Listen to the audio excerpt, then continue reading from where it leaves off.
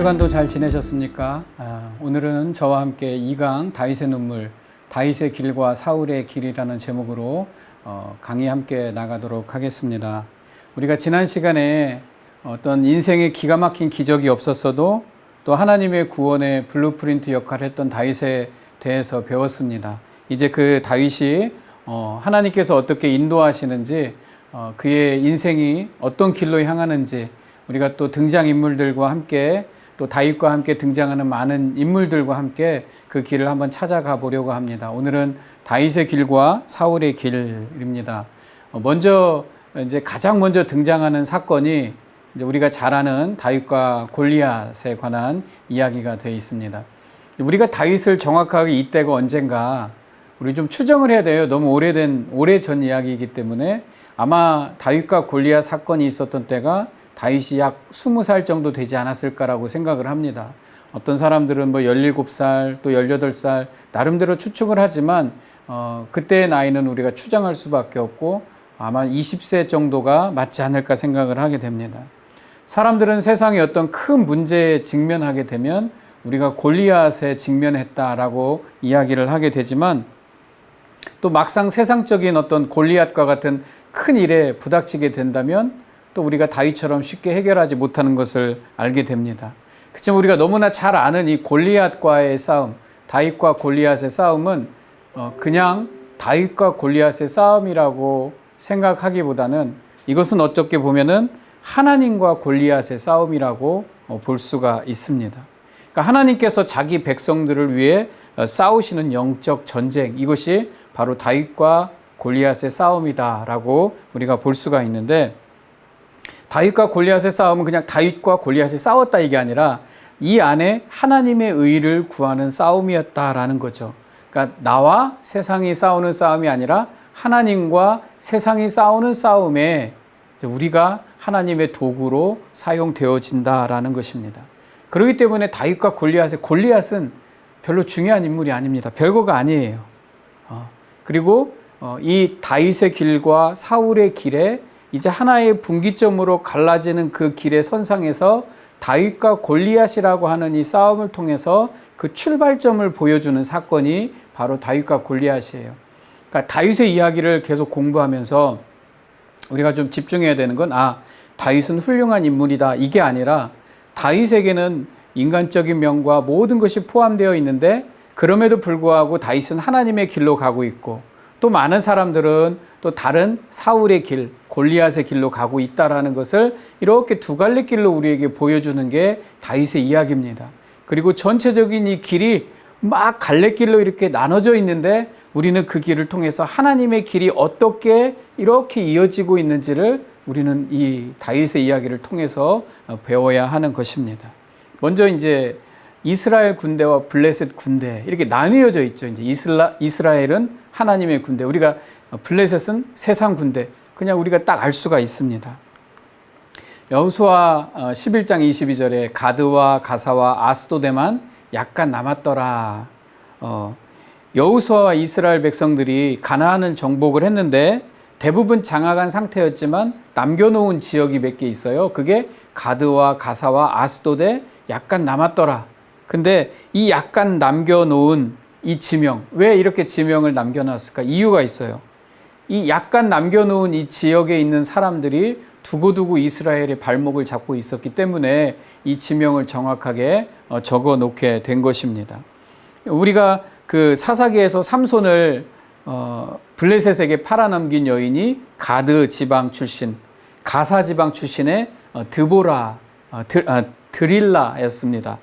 그리고 이스라엘 왕이 세워지기 전에 이스라엘이 블레셋과 전쟁을 통해서 하나님의 법궤를 뺏기는데 그 법궤가 어디로 가냐면 블레셋 진영에 있는 아스돗이라는 곳으로 가게 됩니다. 그러니까 하나님의 영광, 하나님의 임재를 상징하는 하나님의 법궤를 뺏겨서 블레셋 지방의 아스돗으로 빼앗겼다라는 자체가 이게 정말 이스라엘 백성들의 발목을 붙잡고 있다라는 것을 우리가 여실하게 드러내고 알 수가 있는 것입니다. 이렇게 이스라엘과 블레셋은 이 악연으로 쭉 이어지게 됩니다. 그리고 하나님의 언약을 어겨서 약간 남겨놓은 이 지역이 하나님을 힘들게 하는구나.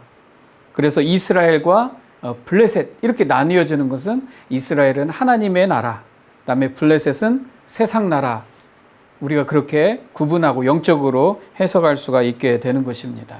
이 민족들이 블레셋 사람들은 이쪽 산에 섰고 이스라엘은 이쪽 산에 저쪽 산에 섰고 그 사이에 골짜기가 있더라. 그러니까 서로 하나 될 수 없는 블레셋과 이스라엘, 하나님 나라와 세상 나라입니다. 이스라엘과 블레셋 사람들이 전열을 벌이고 양군이 서로 대치했더라. 그냥 하나의 전쟁이기보다는 우리가 지금 이 세상을 살아가고 있는 영적인 전쟁과 동일하다라고 생각할 수가 있습니다. 그리고 이 이스라엘을 또 조롱하는 블레셋 군대의 장수 골리앗이 등장을 하게 되는데 이 사람이 바로 가드 사람이다라는 것이죠. 그러니까 이 성경은 역사를 통해서 이 당시의 영적인 현실을 우리에게 다 보여주고 있는 겁니다. 지명 하나, 사람 하나를 통해서 우리에게 그 연약한 부분을, 약점을 다 드러내서 보여주고 있습니다. 자, 블레셋 사람이 40일을 조석으로 나와서 몸을 나타내었더라 이렇게 나옵니다. 그리고 사울과 온 이스라엘이 블레셋 사람의 이 말을 듣고 놀라서 크게 두려워했다. 이게 바로 항상 우리가 겪고 있는 겁니다. 항상 세상은 우리에게 큰 소리를 치죠. 교회를 향해서 큰 소리를 치고 또 우리는 쩔쩔매고 두려워하는 것. 이것이 세상이고 우리가 살아가는 인생입니다. 세상은 큰 소리를 치고 우리는 두려워하는 것. 그게 우리 현실이에요. 하지만 이 이야기를 이끌어가고 계시는 하나님은 그 계획을 볼 수 있어야 됩니다. 왜? 세상은 큰 소리를 치고 또 하나님의 사람들은 두려워하는 이 상황에서 하나님의 계획은 진행이 되고 있어요. 왜? 누군가 2세의 아들, 막내 아들, 8번째 아들 다윗을 준비시키고 있었기 때문에 그런 거죠. 우리 인생도 마찬가지예요. 우리는 세상에 밀리면서 살고 있지만 하나님이 그 안에서 준비하고 계획하시는 그 일들이 분명하게 있다라는 것입니다. 자, 그런 의미에서 다윗과 골리앗의 싸움은 별게 아니에요. 다윗을 전면에 등장시키기 위한 하나의 장치에 불과했다라는 겁니다. 그러니까 우리가 막 다윗과 골리앗의 싸움은 중요한 게 아닙니다. 자, 이 싸움에서 몇 가지 숨겨진 면을 우리는 볼 수 있어야 됩니다. 그게 뭐냐면, 다윗과 골리앗이 싸우니까 골리앗은 블레셋, 세상 나라를 상징하고 다윗은 하나님의 나라를 상징하니까 다윗은 모든 면에 완벽하고 골리앗은 너무나 약점이 많고 이렇게 보면 안 된다라는 거죠. 이 다윗을 전면에 세웠는데 다윗에게는 항상 두 가지 면이 보여요. 신앙적인 면과 인간적인 면, 이게 두 가지가 공존하고 있습니다. 이것을 우리가 볼 수 있어요. 왜? 다윗은 인생을 상징하기 때문에 그래요. 성도를 상징하고 있기 때문에. 예수 그리스도를 예표하고 있지만 더불어서 우리가 살아가는 이 성도, 우리를 대표하고 있기 때문에 그 안에는 모든 인간적인 면이 같이 있어요. 신앙도 있어요. 그게 바로 다윗입니다. 우리는 이것을 읽어내야 되고 그것을 통해서 다윗의 이야기를 통해서 배워야 하게 되는 겁니다. 먼저 다윗의 인간적인 면이 뭐가 있었냐면 다윗의 말솜씨입니다. 다윗이 형들을 만나기 위해 전쟁터로 갔다고 합니다. 근데 우리가 20세, 20살로 추정되면 어린 나이가 아니에요. 또 그 당시에, 지금도 어린 나이가 아니지만 그 당시에는 더 어린 나이가 아니었습니다. 거의 청년이었고 자기 몫을 다 할 수 있는 나이였습니다. 그리고 아마 우리가 지난 시간에 배웠듯이 궁전에 들어가서 악기를 다루는 그런 소년으로 뽑혔다라는 것은 이미 궁전에 자주 들락날락했기 때문에 많은 사람들하고 안면도 튼 사이고 많은 사람들하고 얼굴이 익숙한 사이였을지도 모릅니다. 그래서 그랬는지 모르지만 다윗은 쉽게 그 전쟁터에 가게 되고 많은 사람들과 대화하고 이야기하는 장면을 우리는 알 수가 있습니다. 그리고 다윗이 거기서 무슨 이야기를 들어요. 그게 뭐냐면 이스라엘 사람들이 이르되 너희가 이 올라온 사람을 보았느냐? 참으로 이스라엘을 모욕하러 왔도다. 그를 죽이는 사람은, 골리앗을 잡는 사람은 왕이 많은 재물로 부하게 하고 딸을 주고 그 아버지의 집을 이스라엘 중에서 세금을 면제하게 하시리라. 누군가가 이 골리앗을 잡으면 왕의 사위가 되고 부자가 되게 해주겠다. 이렇게 말을 하는 겁니다. 다윗이 와서 이 소리를 들었다라는 거죠. 그리고 다윗은 이 소리를 듣고 반응을 합니다. 이게 왜 성경에 자세하게 적어놨어요. 그리고 군인들하고도 백성들하고도 그 안에 전쟁터에 있는 백성들하고도 막 대화를 했다고 하는데 너무나 쉽게 그 이야기를 듣고 이야기하는 모습을 볼 수가 있습니다. 사무엘상 17장 26절에 다윗이 곁에 있는 사람들에게 묻습니다. 이 세번역 성경으로 한번 봤습니다. 저 블레셋 사람을 죽이고 이스라엘이 받는 치욕을 씻어내는 사람에게 어떻게 해준다고요? 저 할례 받지도 않은 그 사람에게 할례 받지도 않은 블레셋 녀석이 무엇이기에 살아계시는 하나님을 섬기는 군인들을 이렇게 모욕하는 겁니까? 라고 말합니다. 다윗이 들어요. 어떻게 해준다고요? 이 소리를 듣게 됩니다. 그리고 백성들과 막 이야기를 하고 있습니다. 그리고 다윗과 골리앗의 싸움에서 어떤 보상이 주어진다는 것도 다윗은 다 듣고 알고 있었습니다. 이때 옆에서 이런 이야기를 하고 있는 다윗을 형 엘리압이 꾸짖습니다. 왜 넌 전쟁터에 와서 전쟁 잘 알지도 못하면서 여기 와서 그런 얘기를 쉽게 하느냐라고 말을 하는 겁니다. 엘리압 형이 다윗에게 못한 말을 한 거는 아닐 것 같습니다. 왜냐하면 나이 차이도 많이 났고 엘리압이 그냥 한두 살 많은 형이 아니라 8형제 중에 맏형이었다면 굉장히 나이가 20살 이상 차이 나지 않았을까 생각이 됩니다. 그러면 이 40대 형이 그냥 20대 막내에게 야 전쟁터 와서 이렇게 뭐 떠들고 그런 엄한 소리를 하느냐라고 충분히 꾸짖을 수 있을 거라고 저는 생각을 합니다. 그냥 뭐 형이 다윗을 미워해서 그랬던 거라고만은 생각하지 않아요. 자, 근데 다윗이 이렇게 말합니다.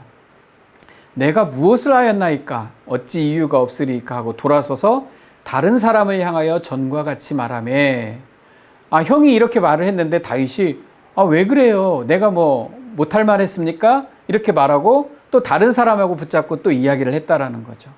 다윗은 굉장히 말을 잘했습니다. 그러고 보니까 다윗에게는 이렇게 나와요. 다윗을 소개할 때 사무엘상 16장 18절에 누군가가 다윗을 사울 왕에게 소개할 때 궁정에 그 어떤 악기를 다루는 사람이 필요하다고 할 때 그를 소개할 때 이렇게 말합니다. 젊은 신하 가운데 한 사람이 대답하였다.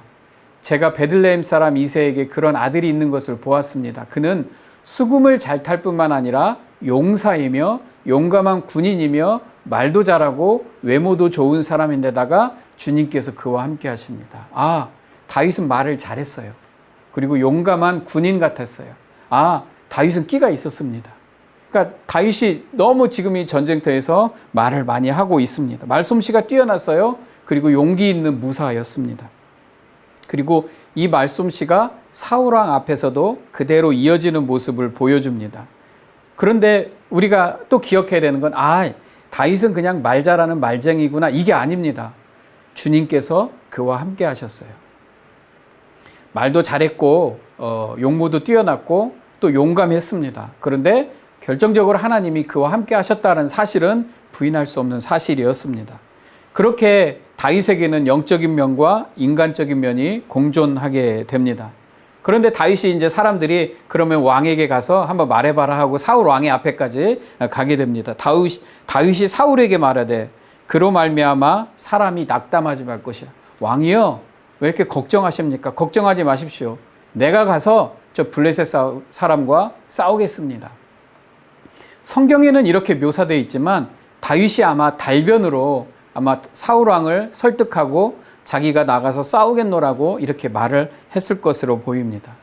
다윗의 말솜씨는 뛰어났습니다. 언변에 뛰어났고 많은 사람들을 설득하고 이게 바로 다윗이 가지고 있는 인간적인 모습의 한 모습입니다. 그리고 두 번째는 다윗에게는 용사 기질이 있었습니다. 사무엘상에 주의 종이 사자와 곰도 쳤은즉 살아계시는 하나님의 군대를 모욕하는 이 할례 받지 않은 블레셋 사람이리이까 그가 그 짐승의 하나와 같이 되리이다. 사울은 결국 다윗을 전쟁터에 보내게 되죠. 자, 이렇게 용감하게 다윗이 이제 전쟁터에 나갑니다. 우리가 많은 스토리가 있지만 우리가 다윗에 대해서 이야기를 많이 알기 때문에 중요한 포인트만 이렇게 가지고 넘어갑니다. 자세하게 하다 보면 시간이 너무 오래 걸리니까. 자, 이제 전쟁터에 나갔는데 이제 골리앗을 만나게 되죠. 근데 골리앗을 한번 볼까요? 블레셋 사람이, 골리앗이 방패든 사람을 앞세우고 다윗에게로 점점 가까이 나아가니라. 골리앗은 엄청나게 큰 거인이었다고 그랬잖아요. 근데도 불구하고 앞에 방패를 들고 앞에 사람을 앞세우고 이렇게 등장을 하게 됩니다. 그 커다란 골리앗의 큰 장수도, 그렇게 이스라엘을 얕보는 장수도 전쟁의 기본 원칙을 지킵니다. 왜? 앞에는 방패를 들어야죠. 방패 든 자를 앞세우고 혹이라도 날아올 창과 칼을 피하기 위해서, 화살을 피하기 위해서 방패 든 자를 앞세우고 나오게 되는 것입니다. 그런데 와보니까 다윗은 전쟁의 기본 원칙을 지키지 않아요. 칼과 창을 들지 않았습니다. 그 손에 들어있는 게 뭐였죠? 물맷돌이었어요. 물맷돌을 들고 나옵니다. 블레셋 장군 골리앗이 보니까 손에 창도 없어요. 화살도 없어요. 그냥 뭐 하나 털레털레 들고 오는 모습만 보입니다. 무장해제를 하게 되는 거죠. 아, 방패도 필요 없다. 어린 꼬마가 하나 나오네 하고 전면전으로 붙게 되는 것입니다. 골리앗이 다윗을 몰라본 겁니다. 그리고 방패도 없이 다윗에게 달려들게 되고 다윗도 골리앗에 달려들게 됩니다. 그리고 결국 골리앗은 창과 칼이 아니라 돌에 맞아 죽게 되는 것입니다. 이때 다윗을 한번 볼까요? 다윗이 어떻게 하는지. 다윗이 달려가서 블레셋 사람을 발로 밟고 그 칼을, 쓰러진 골리앗을 밟고 그의 칼을 칼집에서 빼서 그 칼로 그를 죽이고 그의 머리를 베니 블레셋 사람들이 자기 용사의 죽음을 보고 다 도망가는지라, 이렇게 말을 하는 거죠. 다윗은 그 블레셋 사람의 머리를 들고 예루살렘에 가져가고 갑주는 자기 장막에 두니라.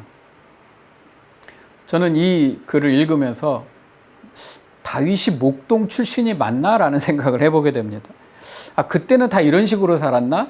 이런 생각도 해보게 됐죠. 다윗은 우리가 생각하는 그 순진한 소년 다윗이 아니에요. 우리는 이제 주일학교를 통해서 너무나 어린 소년으로 많이 배웠고 그런 그림이나 사파를 많이 봤기 때문에 그런 인식이 있는데, 다윗은 그냥 마냥 어린 아이는 아니었습니다. 골리앗의 목을 베고 골리앗의 무기를 다 챙기는 것도 잊지 않았어요. 왜?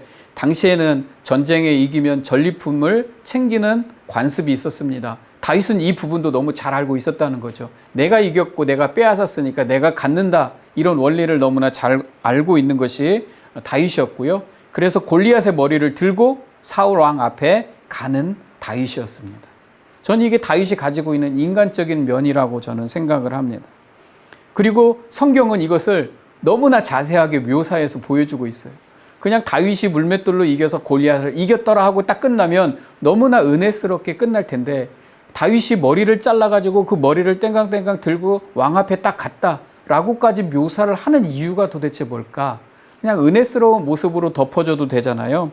하나님께서 성경을 통해서 다윗의 인간적인 요소를 다 끄집어내서 보여주는 거라고 저는 말씀을 통해서 깨닫게 되었습니다. 왜냐하면 이게 다윗의 강점인데, 용사고 말도 잘하고 이게 다윗의 강한 요소예요. 근데 이것이 그의 약점이 될 수도 있다라는 거죠. 그러니까 우리의 마음속에도 이런 인격이 있어요. 우리의 성품, 인간적인 인격과 성품이 들어있어요. 그러나 우리에겐 신앙도 있어요. 그래서 그걸 다 하나님이 끄집어내서 보여주시는 거죠. 다윗에게는 이런 면이 있었다. 그냥 어릴 때부터 신앙생활만 잘 해온 게 아니라 그가 가지고 있는 인간적인 요소들도 담고 있다라는 것을 우리에게 보여주고 있는 것입니다. 그러나 다윗이 인간적인 요소만 있었던 건 아닙니다. 다윗의 신앙관을 한번 봐야죠. 다윗의 신앙관은 어떻게 돼 있을까요? 이 할례받지 않은 블레셋 사람이 누구이기에 살아계시는 하나님의 군대를 모욕하겠느냐. 이게 다윗의 철학이에요. 이스라엘 군대는 하나님의 군대. 이게 신앙이 온전하게 박혀 있는 것을 우리가 알 수가 있습니다. 그래서 다윗이 이 싸움이 상대가 되지 않는 싸움이라고 생각할 수 있었던 것은 바로 이 군대가 하나님의 군대고 하나님이 보호해 주시고 하나님이 싸우신다라는 철학이 분명하게 있었기 때문이죠. 다윗에게 인간적인 면과 이 영적인 면이 똑같이 이 안에 존재하고 있다는 것을 우리가 알 수 있습니다. 그러니까 다윗은 그냥 전략, 전투 이런 것만 말한 게 아니라 다윗의 신앙으로 말하고 있었다는 것을 압니다. 다윗의 그 이야기를 보면 나는 만군의 여호와 이름으로 하나님의 이름으로 너에게 나가노라. 여호와께서 너를 내 손에 넘기시고 이스라엘에 하나님이 계신 줄 알게 하겠고 전쟁은 여호와 하나님께 속한 것인 줄 너희가 알게 하리라. 아, 이 다윗의 이 철학이 있네요. 다윗의 믿음이 있어요. 다윗의 신앙이 있습니다.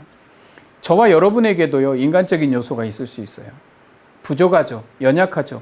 어떤 때는 그게 되게 잘하는 건데 그게 오히려 나에게 약점이 될 수도 있습니다. 그러나 그런 면이 말고 우리에게는 어떤 신앙적인 철학이 있어야 돼요. 우리의 믿음의 신앙 고백이 분명하게 있어요. 하나님이 나의 하나님이 되셔야 되고 그 여호와께서 나를 지키시고 나는 하나님의 영광을 위해서 이 땅을 살아간다라는 분명한 신앙적인 철학이 있어야 우리가 이 땅을 살아갈 수가 있게 되는 것입니다. 그리고 다윗은 철저하게 이 신앙적인 철학을 가지고 이 일을 감당하고 있었음을 우리는 알 수 있습니다. 왜? 다윗 뒤에는 하나님이 계셨기 때문에 그렇습니다. 저는 다윗이 모태신앙이라고 생각하죠. 예. 우리가 지난 시간에 배웠죠. 보아스와 룻과 보아스 사이에서 오벳이 나오고 오벳의 또 자녀가 이새고 이새에게서 다윗이 나왔어요. 믿음의 가정입니다. 뭐 가정이 어땠는지 모르지만 믿음의 가정이었고 신앙적인 가정에서 태어나서 어릴 적부터 기본적인 신앙을 잘 가지고 있었을 거라고 생각을 합니다. 그리고 어떤 이유인지 모르지만 항상 위험한 들판에서 혼자 양을 치면서 그는 자기 스스로 자기의 어떤 힘도 기르게 되었고 단단해지는 그런 시간들을 보내게 되었다라는 겁니다. 그래서 다윗에게는 항상 인간적인 면과 신앙적인 면이 공존하고 있는 것. 그런데 우리가 왜 인간적인 면을 자꾸 보라고 말하냐면 하나님이 우리가 다윗에게는 이런 인간적인 너무 좋은 면이 있었네 라고 하는 그것을 하나님께서 다 뒤집어 엎으시기 때문에 그렇습니다. 이 다윗의 이야기를 보면 다윗에게는 인간적인 면도 있고 신앙적인 면도 있어요. 말도 잘하고 잘생기고 용사고 용감한 군인이었는데 하나님 이걸 다 엎으세요. 다 엎으시는 장면이 뒤에 나오십니다. 그렇게 다윗을 끌고 가시는 모습, 이것을 우리는 이제 큰 그림으로 볼 수 있어야만 됩니다. 자, 그러나 다윗에게 또 이제 보고 넘어가야 되는 것은 다윗에게 있어서 하나님은 그냥 멀리 있는 하나님이 아니라 매일 일상에서 만나는 현실의 하나님이었어요. 이게 다윗에게 하나 이제 우리가 배울 수 있는 모습입니다. 사울왕이 급하긴 급했나 봐요. 전쟁에 그냥 다윗과 같은 젊은이를 내보낼 생각을 한 것을 보니까 급했어요. 이게 뭐 동네 싸움터도 아니고 그 엄청난 큰 골리앗에게 다윗을 내보낼 생각을 한 것은 이게 우리가 이해할 수 없는 상황이긴 합니다. 하지만 하나님의 계획 안에서는 다윗이 이 전쟁터에 나가야 될 타이밍이 된 거죠. 이건 하나님이 계획 중에 있었기 때문에 나아간 겁니다. 사울이 그렇게 생각한 것도 하나님의 타이밍이고 다윗이 거기에 간 것도 하나님의 타이밍이고 거기 나가야만 되는 그 상황이 다윗에게 이루어지게 된 것입니다. 자, 사무엘상 17장 37절에 보면 다윗이 이르되 여호와께서 나를 사자의 발톱과 곰의 발톱에서 건져내셨은즉 나를 이 블레셋 사람의 손에서도 건져내시리이다. 다윗은 항상 현실에서 하나님을 만났어요. 그래서 이 전쟁도 현실이기 때문에 하나님이 나를 구원하실 것이다 라고 생각을 하게 되고 물맷돌을 주어서 골리앗에게 나아가게 되는 것입니다. 그래서 우리도요, 매일 현실에서 만나는 하나님이 있어야 돼요. 매일 줍는 물맷돌이 있어야 돼요. 그게 무엇인지, 그게 매일 드리는 기도인지, 매일 하나님 앞에 드리는 큐티인지, 또 하나님 앞에 말씀을 묵상하는 것인지, 아니면 내 신앙의 삶인지 우리는 알 수 없지만 다윗과 같이 우리는 매일 주워 드는 물맷돌이 있어야 돼요. 그러나 매일 만나는 현실에서 만나는 그 하나님을 경험해야 우리에게 어떤 골리앗과 같은 큰 인생의 문제가 닥쳤을 때 우리는 그것을 이길 수가 있는 겁니다. 그래서 우리 안에는 인간적인 면과 그 신앙적인 면을 하나님이 다 사용하셔서 하나님은 인생의 큰 문제를 이기게 하신다라는 것입니다. 그러니까 우리는 매일의 삶에서 내가 하나님과 동행을 하고 있느냐, 이게 너무나 중요한 거라는 거죠. 다윗은 분명하게 하나님과 매일의 삶을 동행하고 있는 인물이었던 것은 틀림없습니다. 사울이 이제 묻습니다. 아니 도대체 얘는 누구야? 너 누구 아들이냐 이렇게 물어봅니다. 그러니까 다윗이 이렇게 말하죠. 나는 주의 종 베들레헴 사람 이새의 아들입니다. 사울이 다윗을 못 알아본 것 같아요. 물론 궁중에서 뭐 다윗 혼자 악기를 다뤘겠어요. 많은 사람들이 있었겠죠. 그 중에 한 명이었기 때문에 못 알아볼 수도 있을 겁니다. 아니면 알아봤지만 한 번 더 물어볼 수도 있었겠죠. 예. 근데 이제는 알아보든 못 알아보든 절대 잊지 못할 인물이 된 겁니다. 왜? 이제 전면으로 등장을 했어요. 하나님의 타이밍에 하나님이 내보내게 됐고 이제 드라마의 전면에 주인공으로 딱 다윗이 등장을 하게 됩니다. 이제는 이 이새의 아들 악사, 악기를 다루는 자가 아니라 이제는 이새의 아들 이스라엘의 무사가 되는 겁니다. 이스라엘의 용감한 군인, 용감한 장수가 되는 타이밍이 바로 이 타이밍이 되게 된 것입니다. 이때 시편의 말씀에 시편 144편이 어쩌면 다윗이 이런 시를 지었지 않았을까라고 생각이 됩니다. 나의 반석이신 여호와를 찬송하리로다. 그가 내 손을 가르쳐 싸우게 하시며 손가락을 가르쳐 전쟁하게 하시는도다. 이방인의 손에서 나를 구하여 건지소서. 여호와를 자기 하나님으로 삼는 백성은 복이 있도다. 시편 144편입니다.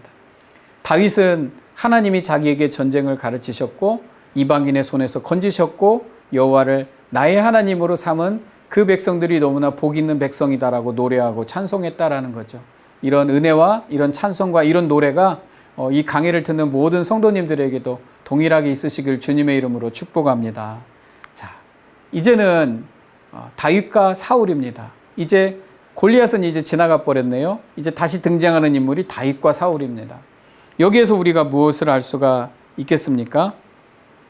다윗이 사울을 만나게 됐는데 사울이 보니까 다윗이 가는 곳마다 지혜롭게 행하며 사울이 그를 군대장으로 삼았다라고 나옵니다.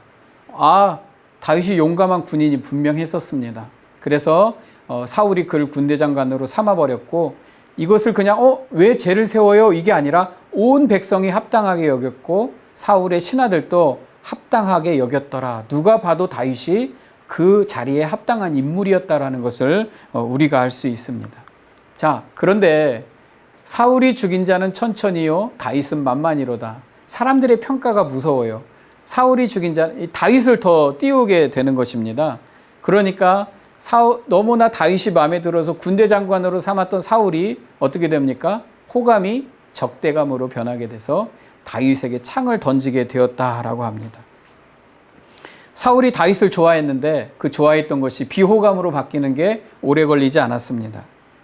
사람들이 다윗에 주목하는 것이 별로 좋지 않아서 깊은 적대감을 드러내게 되고요. 심지어 창을 던져서 다윗을 죽이려고까지 하게 됩니다. 이게 성경을 읽다 보면 언제는 좋아했다가 군대 장관으로 삼았다가 갑자기 죽이려고 이게 상황이 되게 빠르게 전개가 되거든요. 그러니까 우리가 사무엘상을 읽으면서 우리가 막 헷갈리게 되는 것이에요. 이게 도대체 어떻게 돌아가는 상황이지? 이것을 통해서 우리는 어떻게 해야 되지? 이것을 갑자기 모르게 되는 것입니다. 그래서 사무엘상 그가 스스로 이르기를 내가 다윗을 벽에 박으리라 하고 사울이 그 창을 던졌으나 다윗이 그의 앞에서 2번이나 피하였더라. 여호와께서 사울을 떠나 그리고 사울이 다윗을 두려워한지라. 이 갑자기 어떻게 된 거죠? 갑자기 어떻게 됩니까? 뭔가 바뀌죠. 무대가 바뀝니다. 사울 왕에서 다윗으로 옮겨가는 것을 이제 우리가 알 수가 있게 됩니다. 하나님의 시선이 사울에서 다윗 왕으로 옮겨갔습니다. 그리고 다윗을 옆에 두는 것이 사울은 너무 싫었어요. 그래서 얘를 좌천을 시켜버립니다. 저 지방으로 군대 장관에서 지방의 천부장으로 내려 보내게 되는 거죠. 그리고 좌천을 시키고 천부장이면 백성들 사이에서 일을 하게 되는 상황이 된 겁니다. 그런데 오히려 다윗이 어떤 상황이 되냐면 백성들이 다윗을 더 잘 알 수 있는 그런 계기가 되게 된 것입니다. 사무엘상 온 이스라엘과 유다는 다윗을 사랑하였으니 사무엘상 18장 16절에 온 이스라엘과 유다가 오히려 다윗을 사랑하게 되었다. 왜? 다윗이 궁전에만 일할 때는 사람들이 모를 수 있잖아요. 근데 천부장으로 지방에 가서 일을 하게 되니까 모든 사람이 다윗을 알게 되었다.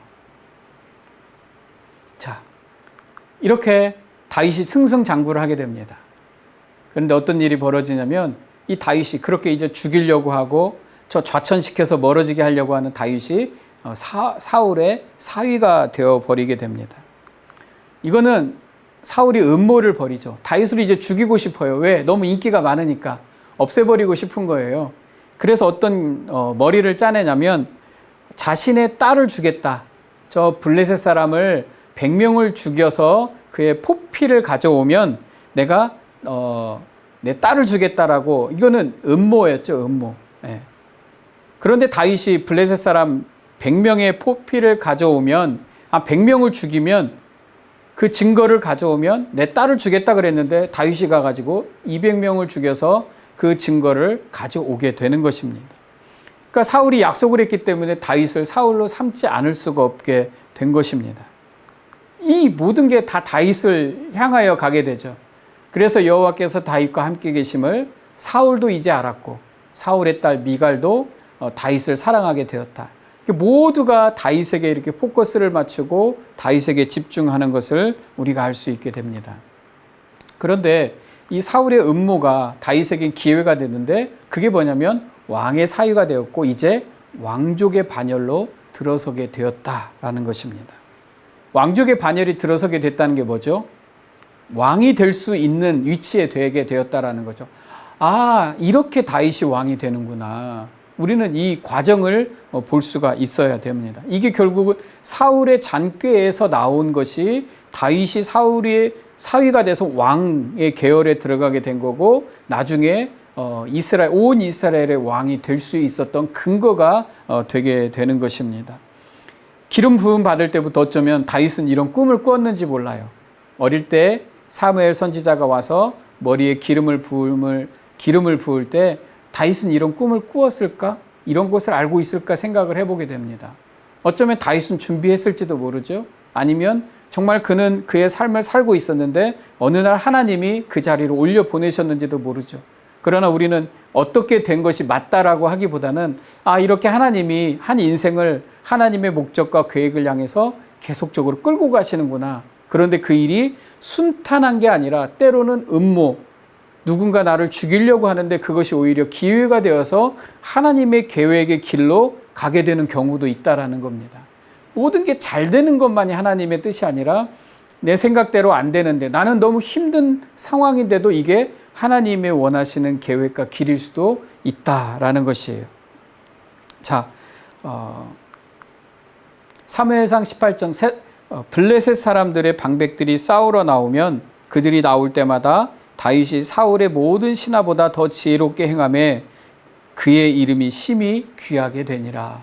다윗이 이제 모든 면에서 뛰어난 모습을 보이게 되고 다윗의 이름이 이제 귀하게 되었더라. 하나님이 다윗을 막 키워주고 있는 모습을 보게 됩니다.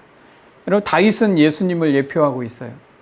계속 제가 말하지만 다윗은 이 땅에 오시는 예수님을 예표하고 있고 더불어서 우리 성도를 대표해서 보여주고 있는 모습이 바로 다윗입니다. 그러니까 예수님께서 하나님 나라를 완성하기 위해서 이 땅에 오셔서 사람들에게 지혜롭게 행하며 사랑받는 모습, 그리고 사람들이 예수의 이름을 귀하게 여겼더라라는 모습이 그대로 겹쳐서 보이게 되는 것이에요. 그것을 다윗을 통해서 우리는 이 땅에 오시는 예수 그리스도, 또 공생애를 통해서 이 땅에 하나님의 일을 드러낼 때의 그 모습을 우리가 하나씩 엮어서 이렇게 읽어낼 수가 있는 겁니다. 그래서 성경 공부를 하시는 분들은 다윗의 이야기가 뭐 이렇게 돌아간다, 이것도 배워야 되지만 이것을 통해서 하나님이 이 땅에 오실 예수님을 우리에게 하나씩 보여주고 있구나, 이것을 알아야 가야 되는 거죠. 그래야 이 성경이 다윗의 이야기가 있는 이유가 되는 거예요. 그냥 재밌으라고 넣은 이야기가 아니라 성경에 나오는 이야기는 분명한 이유가 있어요. 어디까지 이어지냐면 이 땅에 오실 예수 그리스도까지 이어지게 되는 거예요. 그걸 읽어낼 수 있으면 여러분들은 이 성경 공부를 잘하는 거고, 그래서 우리가 더 예수 그리스도를, 이분이 진짜구나, 예수님이 살아계신 하나님의 아들이시구나를 깨달은 공부가 되기를 바랍니다. 자, 이렇게 다윗에게는 구속사, 그리고 성도의 삶, 그리고 영적인 면, 인간적인 면, 이런 면들이 있습니다. 그러나 그 인생은 왕의 사위가 되었음에도 불구하고 결국 고난의 여정이 시작이 되는 겁니다. 왕의 사위가 되었으면 이제 좀 잘 나가야 되는 거 아닌가? 근데 이게 바로 고난의 여정의 시작이었습니다. 사무엘상 18장 29절에 사울이 다윗을 더욱 두려워하여, 제가 이것을 치다가 성경 구절을 이렇게 치다가 오타인가 그래서, 왜 더욱이 두 번이 들었잖아요. 그래 보니까 이게 진짜 성경에 더욱 두려워하여, 얼마나 사울이 다윗이 두려웠으면 그래서 평생의 다윗의 대적이 되니라. 이제 사울과 다윗이 갈라지게 되는 것이에요. 그래서 다윗은 이제 어떤 명령을 받습니까? 모든 사람들에게 사울이 다윗을 죽이라는 명령을 내리게 되고, 심지어 자기 아들 요나단에게도 다윗을 죽이라는 명령을 내리게 됩니다. 그리고 사울은 다윗을 자기의 사위로 보지 않았어요. 자기의 적대, 자기를 위협하는 대적으로 보았기 때문에 이것을 죽이라고 명령을 내리게 됩니다. 그리고 요나단과 모든 신하들이 그 명령을 받는데 요나단은 그것을 억셉트할 수가 없었어요. 인정할 수가 없었어요. 그래서 아버지에게 따지게 되죠. 그가 자기 생명을 아끼지 않고 블레셋 사람을 죽였는데, 온 이스라엘을 위해서 큰 구원을 이루셨는 것을 다 보여주셨는데 다윗을 통해서 왜 까닭없이 다윗을 죽여 무죄한 피를 흘려 범죄하려 하시나이까? 요나단은 정확히 알았어요. 하나님이 다윗을 죽이는 것은, 자기 아버지 사울이 다윗을 죽이는 것은 하나님 앞에 범죄하는 것이다라는 것을 분명하게 표현을 하고 있었습니다. 그런데 사울이 이제 제정신이 아닙니다. 사울의 발작, 사울이 창을 던져 죽이려고 하다. 사울은 이렇게 옆에서 변호하고 다윗의 편을 들어주는 사람들이 있었음에도 불구하고 결국 다윗을 죽이려고 창을 또 던지게 되는 것입니다. 그러니까 이 본문을 읽다 보면 사울은 계속 다윗을 죽이려 하고, 다윗은 한번 피했다가 사울이 또 제정신이 돌아오면 또 등장하게 되고 또 죽이려 하고, 이 상황 전개가 되게 빠르게 진행이 됩니다. 그래서 이게 어디 이야기지? 앞에 이야기인가 뒤에 이야기인가 모릅니다. 근데 그건 중요하지 않아요. 왜? 사울도 중요하지 않습니다. 사울은 다윗을 드러내기 위한 조연일 뿐입니다. 골리앗이 중요하지 않았죠. 골리앗은 다윗을 띄우기 위한 조연이었을 뿐이고, 사울 왕도 다윗을 띄우기 위한 조연일 뿐이다라는 것입니다. 그렇지만 사울이 발작을 해서 다윗을 죽이려고 하고 이제는 너무 심각해졌어요. 그래서 다윗이 도망을 가게 됩니다. 사울이 단창으로 다윗을 벽에 박으려 하였으나 사울 앞에서 도망가게 되고 다윗이 그 밤에 도피하매, 이제 다윗은 영원히 도망자가 되는 타이밍이 바로 여기에서 되어지는 것입니다. 이제 도망을 가면서 어디로 도망을 갑니까? 미갈과 자기 아내 미갈의 집으로 도망을 가죠. 자기 집이죠. 도망을 가는데 사울 왕이 이미 사람을 보내서 다 매복을 시켜놨어요.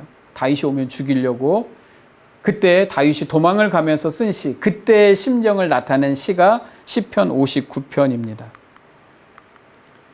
나의 하나님이여, 나의 원수에게서 나를 건지시고 일어나 치려는 자에게서 나를 높이소서. 사울은 하나님의 기름 부음 받은 왕이기 때문에 다윗은 굉장히 그 사울 왕을 리스펙트하고 그것을 지켜주려고 굉장히 노력했어요. 그러나 자기의 개인적인 시에는 원수라고 표현을 했습니다.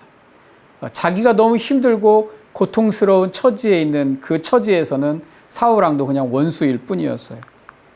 그리고 자기 심정을 이렇게 표현하죠. 사람들이 개처럼 울며 성으로 두루다니고 그들의 입술에는 칼이 있고, 그를 찾아다니면서 죽이려고 하는 사람들이 온 도처에 있다라는 거죠. 그런데 다윗이 노래하면서 이렇게 말합니다. 나는 주의 힘을 노래하며 아침에 주의 인자하심을 높이 부르리니. 모든 사람이 자기를 죽이려 하고 쫓아오지만 나는 주의 힘을 노래한다. 그리고 이 밤이 지나가면 아침이 되면 주의 인자하심으로 내가 다시 회복될 거다라는 것을 다윗이 노래하고 있습니다. 모든 절망과 고통이 찬송으로 바뀌게 될 것을 다윗이 노래하고 있게 되는 것입니다. 예수님께서 이 모습을 보면서 우리는 또 봐야 되는 거죠. 어떤 장면이 겹치냐면, 예수님께서 아기 예수로 이 땅에 오셨을 때 사단이 그를 죽이려고, 예수님을 죽이려고 합니다. 그래서 헤롯이 모든 세상을 사단이 세상을 동원하는데 헤롯이 사용되어지고 그 사람들의 마음이 격동되어서 예수님을 막 죽이려고 하는 장면이 있어요. 그래서 예수님이 여기저기로 도망을 다니는 그 장면이 있습니다. 그리고 예수님께서 공생애를 시작하실 때 또 예수님을 광야에서 시험하시고 또 공생애의 중요한 사명도 방해하려고 합니다.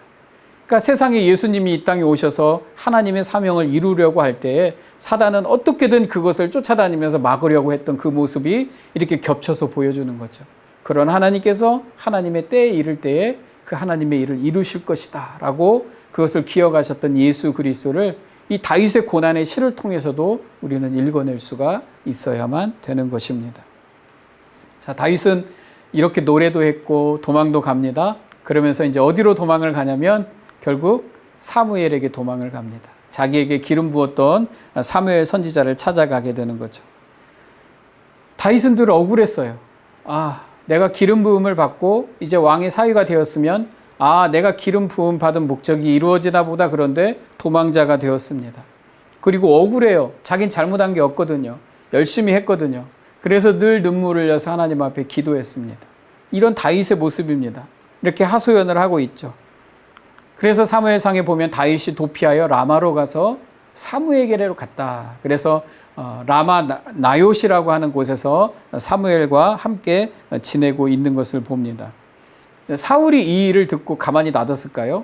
아니죠. 사람을 보내서 또 다윗을 죽이려고 했습니다. 그런데 다윗을 잡으러 온 사람들마다 그 이상한 애언을 하고 그냥 돌아가는 장면이 나옵니다. 그래서 3번이나 사람을 무리를 보냈는데도 불구하고 그 사람들이 다윗을 잡지 못하고 오히려 애언을 하고 하나님을 찬양하고 돌아가는 모습을 보게 되고 사울이 직접 오게 되는 장면이 나오는데 사울이 그때 그 사람도 애언을 하게 되고 발가벗은 채로 선지자 무리 가운데 있었다라는 장면이 나오죠. 사울 왕이 발가벗고 그 무리 가운데서 발가벗고 누워 있었다라는 것은 제가 성경 구절도 안 찾은 것이 사울왕은 중요한 주인공이 아니기 때문에 그래요. 이제 사울이 발가벗겠구나. 그 왕권을 벗겠구나. 왕위에서 그 왕의 옷을 다 벗어버리겠구나라는 것을 간접적으로 보여주는 장면이 바로 그 장면입니다. 그러니까 그 장면도 그렇게 중요하지 않아요. 왜 사울이 사무엘 선지자한테 가서 예언을 하고 발가벗고 누워 있었을까? 그건 중요한 게 아닙니다. 그냥 사울이 이제 그 왕위에서 내려오겠구나라는 것을 우리에게 보여주는 겁니다. 사울은 다윗을 잡을 수가 없어요. 왜? 하나님의 계획 가운데 사울이 다윗을 잡을 수 있는 그런 섭리가 없습니다. 그러니까 사울이 아무리 발버둥 쳐도 다윗을 잡을 수가 없죠. 다윗은 몰랐죠. 그것을 알았다면 조금 더 담대하게 좀 더 멋있게 행동을 했을 텐데 우리 인생은 모르잖아요. 하나님이 우리와 함께 하시고 우리를 지켜주실 걸 우리도 알아요. 믿음으로. 그렇지만 지금 우리 눈에 보이지 않기 때문에 우린 더 멋있게 행동을 못할 때가 많습니다. 그러나 하나님은 이렇게 절대 사울이 다윗을 잡을 수 없다라는 것을 보여주게 되고 왕의 자리에서 물러나고 나중에 다윗이 왕이 될 것을 우리에게 이야기의 중간에 살짝 미리 보여주시고 있는 것입니다. 그러나 현실에서는 다윗에게는 이게 다 고난일 뿐이에요. 우리 인생도 마찬가지입니다. 우리가 결국에는 하나님의 백성으로 저 천국 백성이 되겠지만 지금 이 인생은 우리에게 고난의 여정일 뿐이다라는 겁니다. 사울왕은 그렇게 하다가 자기가 있는 곳으로 돌아가게 됩니다. 자, 3번째 알아볼 인물이 이제 요나단이거든요. 우리가 잘 아는 다윗과 요나단입니다. 다윗이 모든 것의 모범적인 인물은 아니었습니다. 뛰어난 것도 있고 또 신앙도 있었다고 해서 모든 것이 모범적인 인물은 아니었습니다. 왜냐하면 사무엘 선지자와 좀 있다가 그걸 또 곳에 못 견뎌가지고 도망을 가게 됩니다. 그러니까 도망을 갔다라는 것은 아마도 어떻게 되냐면 사무엘 선지자하고 아마 실갱이를 했을 거예요. 제가 여기 있어야 됩니까? 저 가고 싶습니다. 사무엘이 좀 있어라, 기다려라. 지금은 때가 아니다. 가겠습니다. 그러다가 결국 사무엘이 붙잡으니까 도망을 갔다라고 표현을 했죠. 도망을 가서 어디로 갑니까? 요나단에게 갑니다. 요나단에게 왜 갔을까요? 따지러 간 거죠. 따지러. 오죽 답답했으면. 도대체 답답한 거죠. 우리 인생은 답답해요. 내일을 알 수 있으면 안 답답할 텐데 안 보이니까 답답해서 따지러 간 겁니다. 누구에게? 사울 왕에게 가면 죽으니까 그래도 친한 형에게, 요나단 형에게 찾아간 거예요. 도대체 당신의 아버지가 나한테 왜 그렇습니까? 라고 물어보는 거죠. 자, 그래서 이번에 다윗과 요나단을 한번 좀 알아보겠습니다. 먼저는 우리가 다윗과 요나단을 이해하기 위해서 다윗과 요나단이 나이 차이가 얼마나 날까 한번 제 계산을 해봤어요. 사무엘하에 보니까 나이를 이렇게 계산을 해보려는 근거가 되는 구절이 사무엘하 2장 10절에 있더라고요. 이스보셋이 이스라엘이 왕이 될 때에 나이가 40세이며, 그러니까 사울 왕에게는요 4명의 아들이 있었는데 막내가 이스보셋이에요. 근데 그 막내가 사울 왕이 죽고 나서 그 막내가 왕이 되었을 때가 40세다 이렇게 표현을 하는데, 한번 다윗하고 같이 한번 볼까요? 보면은 다윗이 30세에 헤브론 왕이 됩니다. 헤브론의 왕, 남쪽 유다의 왕이 되고, 이스라엘의 사울 왕이 죽고 나서 막 혼돈의 시기가 있다가 다윗은 이쪽 헤브론에서 7년 6개월을 이제 왕으로 이렇게 버티고 있을 때, 다윗이 약 35세가 되었을 때, 즉 이스보셋, 이스라엘의 이스보셋이 그 사울의 신하들이 막 이 사람을 앞세워서 이스라엘 왕으로 이렇게 삼아요. 그때가 이스보셋이 40세인데 2년 동안 이스라엘 왕으로 있었다 그겁니다. 그런데 정확하게 37세 6개월에 다윗이 전 이스라엘의 왕이 되는 거죠. 그러니까 2년 동안 이스라엘 왕으로 섬기는 이스보셋이 있었는데, 나중에 다윗이 헤브론, 유다와 이스라엘을 통틀어서 왕이 되는 나이가 37.6세예요. 그러다 보니까 이스보셋이 40세 왕이 된 때 유다는 우리 다윗은 35세가 되었다라는 것입니다. 자, 이제 나이를 알겠죠? 그러면 이스보셋하고 이스보셋이 형이 누굽니까? 맏형이 요나단이에요. 요나단에게는 사형제가 있었어요. 사형제 중에 막내가 이스보셋이 40세일 때 다윗은 35세였다면 이스보셋의 맏형 요나단은 몇 살 정도가 됐을까요? 그냥 2년 터울로만 해도 한 46세 이상은 되었을 것 같아요. 오히려 그 이상. 그렇다면 이스보셋이 40세였을 때 최소한 46세 이상은 됐을 거니까 다윗이 35세일 때 요나단은 46세는 됐다. 최소한. 그러니까 최소한 다윗과 요나단은 11살 이상 차이가 나는 거죠. 이게 계산이 되십니까? 앉아서 가만히 한번 적어서 계산을 한번 해보세요. 그렇게 보면 어떤 신학자들은 막 계산을 하더라고요. 왜?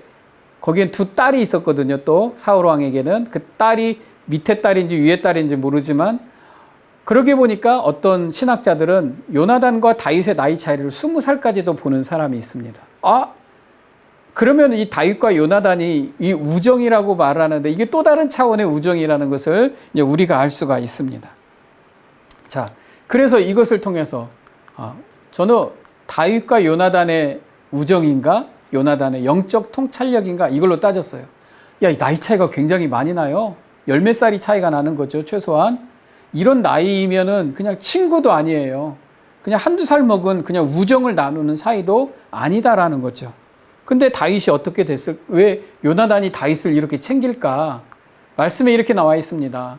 다윗이 사울에게 말하기를 마침에 요나단의 마음이 다윗의 마음과 하나가 되어 요나단이 그를 자기 생명같이 사랑하니라. 요나단은 다윗을 자기 생명같이 사랑하여 자기가 입었던 겉옷을 벗어 다윗에게 주었고 자기의 군복과 칼과 활과 띠도 그리하였더라. 요나단이 다윗을 사랑하게 되어서 다 내주었다라고 말을 합니다. 저는 여기에서 요나단의 이름이 God has given 이라는 뜻입니다. 그러니까 하나님이 주었다. God has given. 하나님께서 주어진 겁니다. 그러니까 다윗과 요나단의 관계는 하나님이 주신 거라는 거예요. 요나단의 이름을 통해서 우리가 알 수 있는 게, 요나단에게 이 마음을 주신 게 하나님이세요. 그래서 요나단이 깨닫게 된 겁니다. 하나님이 마음을 주셨고 그 마음으로 다윗을 대하고 있다라는 거예요. 요나단은 그 다음 왕이었거든요. 사울왕 다음으로 이어질 왕이었단 말입니다. 그리고 나이도 열 몇 살 차이가 나는 다윗하고는 이렇게 상대가 안 되는 그런 나이의 인물이었습니다. 그럼에도 불구하고 자기의 권리를 다 내어주는 거죠.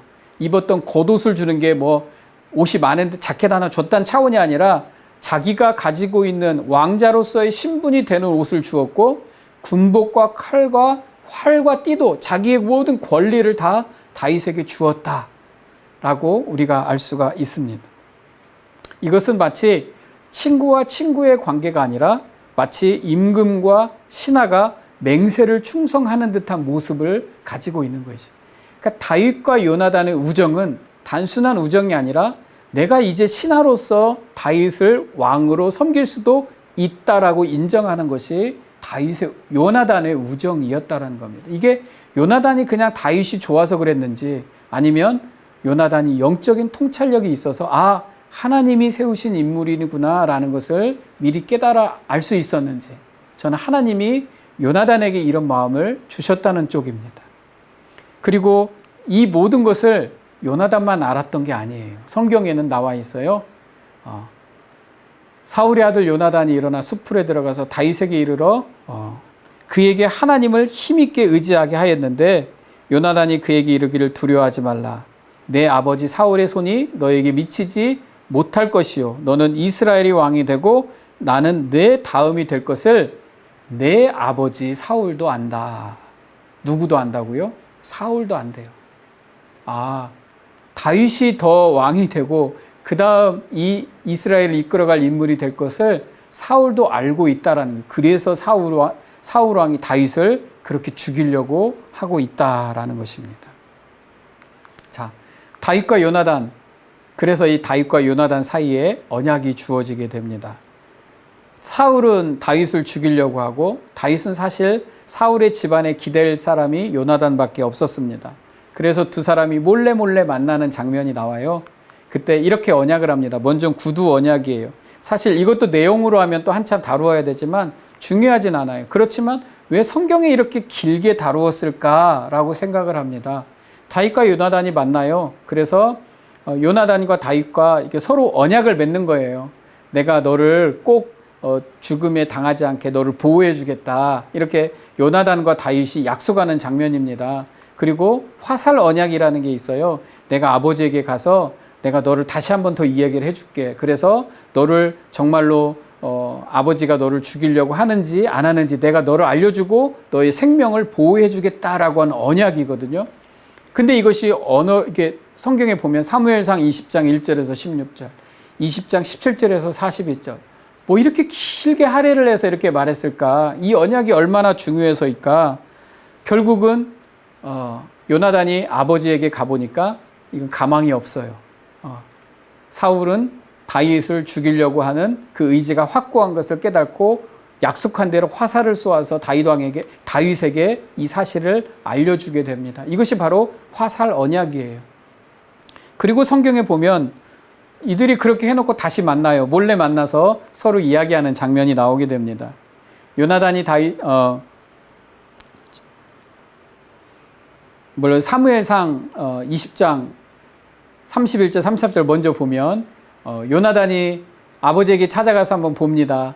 아버지가 어떤 상태인지. 그런데 아버지가 아버지를 말리는 그 자식 요나단을 보고 오히려 요나단에게 단창을 던져 죽이려 한지라 이 상황까지 가게 된 거죠. 그래서 요나단이 아버지는 가망이 없구나. 다윗을 결국 죽이려고 하겠구나라는 생각을 하게 되고 다윗에게 화살을 쏘아서 그 화살 언약을 이루게 되는 겁니다. 그리고 나중에 다시 만나요. 그리고 뭐라고 말합니까? 다윗에게 이르되 평안히 가라. 우리 두 사람이 여호와의 이름으로 맹세하여 이르기를 여호와께서 영원히 나와 너 사이에 계시고 내 자손과 너의 자손 사이에 계시리라. 이렇게 말을 합니다. 근데 되게 재밌는 게 뭐냐면요. 지금 누가 도망자입니까? 다윗이 도망을 가는데 요나단이 다윗에게 부탁을 해요. 너와 내 자손을 지켜달라라고 오히려 요나단이 다윗에게 부탁을 합니다.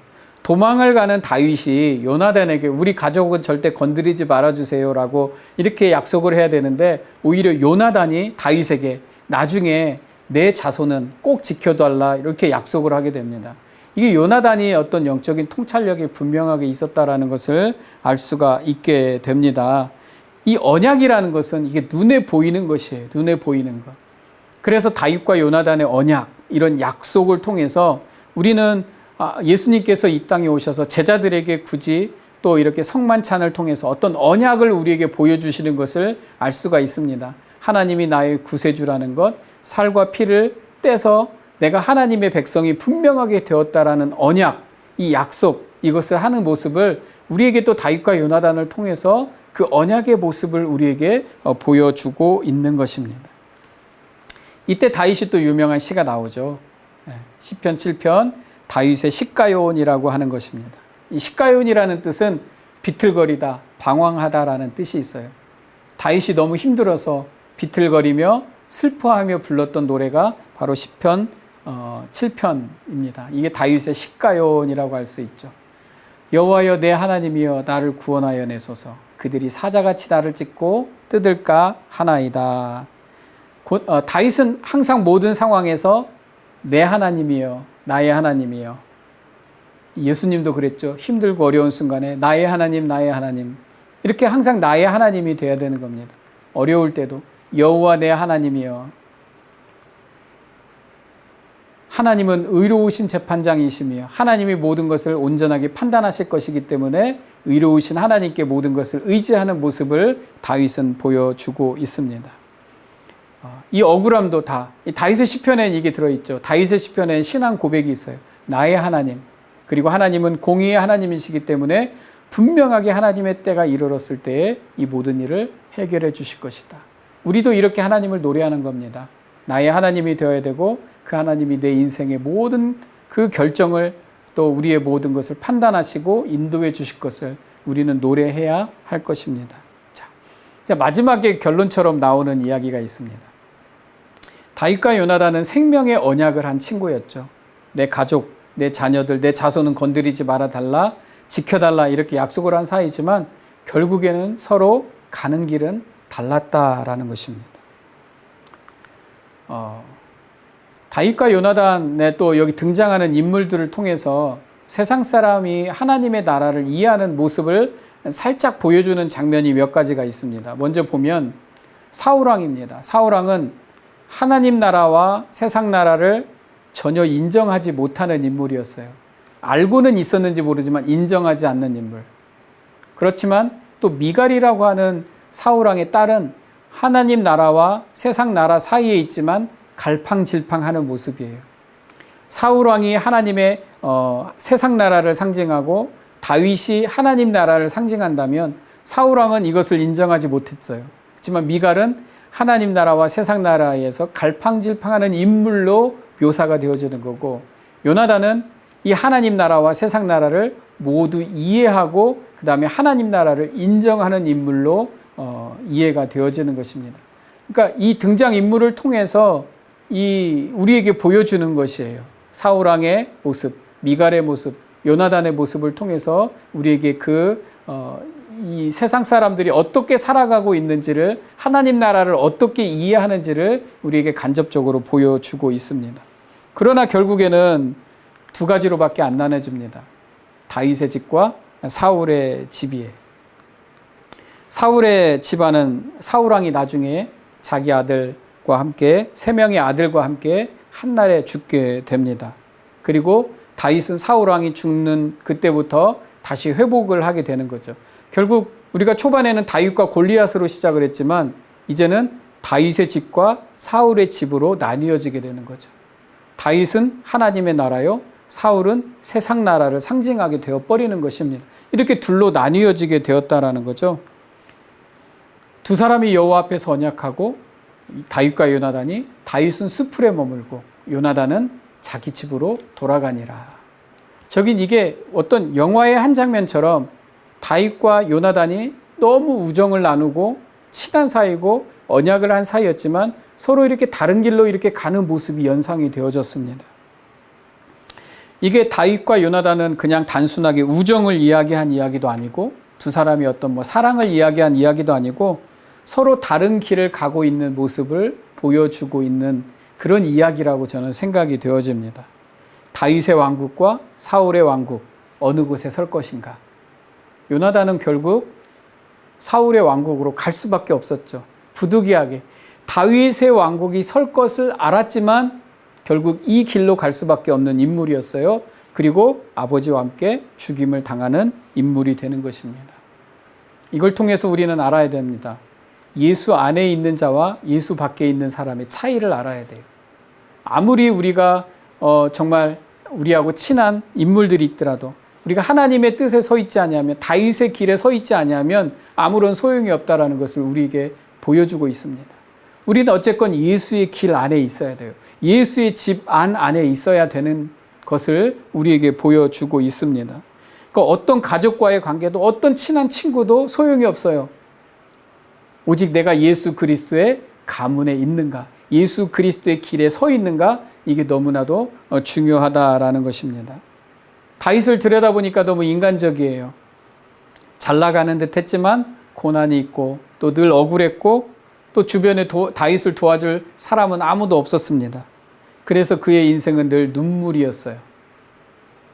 그래도 다윗은 고난이 있고 억울했고 도와줄 사람도 없어요.